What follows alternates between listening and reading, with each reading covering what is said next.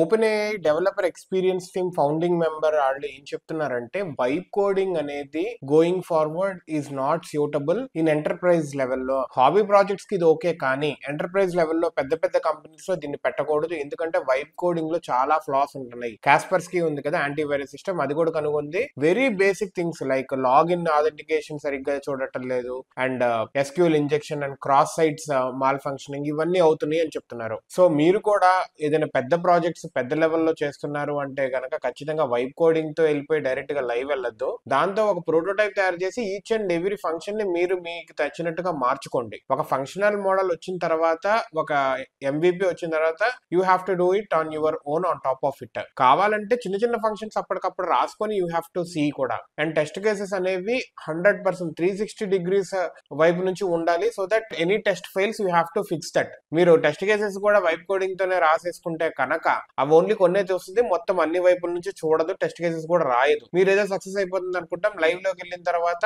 We don't know how many millions of data gonna breach, ఎంత amount కానీ ఎంత data కానీ థెఫ్ట్ అవుతుందో. So be careful. ఈ వైబ్ కోడింగ్ చేస్తే అదొక పెద్ద బ్లాక్ బాక్స్ లాగా ఉంటదే కానీ మనకి రాసింది కాదు, అదేం రాస్తుందో మనకి తెలియదు. So be familiar with the code. Enterprise organisation లో రాస్తుంటే కనుక you take help of that for writing it, but not 100% దానికి ఇచ్చి రాయటం అనేది తప్పు, చాలా పెద్ద తప్పు.